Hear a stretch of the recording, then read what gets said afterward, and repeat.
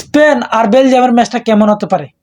আমরা তো সবাই আশা করি হাড্ডাহাড্ডি হতো, একটা টাফ একটা ম্যাচ হইতো যে দেখতে ভালো লাগে।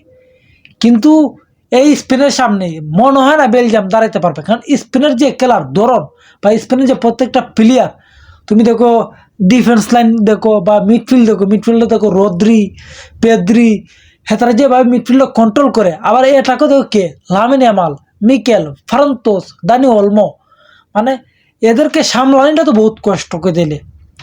এই যে মিডফিল্ড দিয়ে যে বলটি যে সাপ্লাই হইব সামনে দিয়ে যারা এটাকও আছে তারাও আগুন তুকার করতে গেলে। কিন্তু তুমি বেলজিয়ামের দিকে যাও, বেলজিয়ামের ডিফেন্ডারও দুর্বল, মিডফিল্ডার এক কেভিন ডি ব্রুইনে ছাড়া তেমন মিডফিল্ডার নাই। আর এটাকে কে লুকাকুরে আবার হাফ টাইমের ফরে লামায়। আর এলাকা ডুকু বেলজিয়াম এটাকে তারা খুবই দূর দূরান্ত, কিন্তু মিডফিল্ড আর ডিফেন্ডও তারা দুর্বল। এটাকে দেখো তুমি প্রত্যেকটা ম্যাচও তারা অ্যাটাকাররা কীভাবে অ্যাটাক দিয়া যে কটা বল পাইছে, এটাকেও মানে আগুন বেলজিয়াম।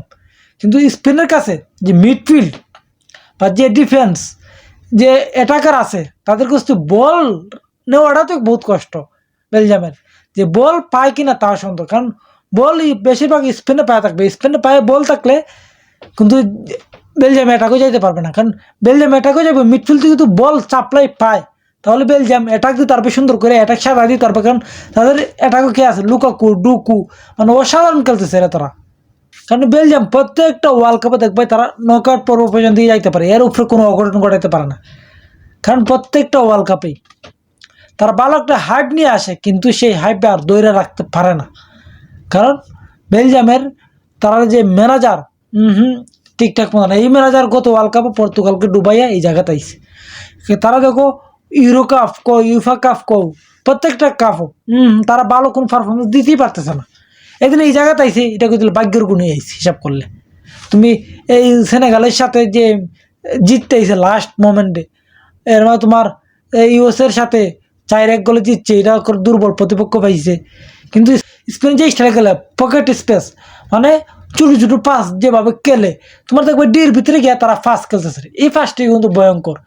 গত মাসে পর্তুগালের সাথে দেখছনি এতটা প্লেয়ার সামনে, তো ছোটো ছোটো ফাঁস ফারান্তোসের ফাঁসে গোল বেরোবে থাকছে, ও করে সিধা গোল বানায় লাগছে, মনে হয় করে প্লেয়ার কেউ নাই, এমন স্টাইলে ফাঁস দিয়ে গোল বানাইছে।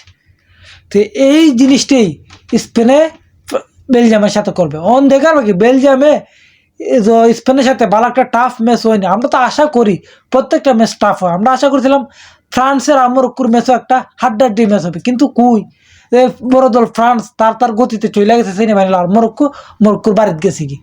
কিন্তু এই ম্যাচও দেখবাই ফ্রান্স যেভাবে গেছে, স্পেন দেখবাই এইরকম গতিতে চলে গেছে কি। আপনারা কি বলেন, এই ম্যাচে কে জিততে পারে, স্পেন নাকি বেলজিয়াম? স্পেন তার গতিতেই চলে যাবে সেমিফাইনালে, নাকি বেলজিয়াম কোনো অঘটন ঘটাইয়া চলে যাবে সেমিফাইনালে?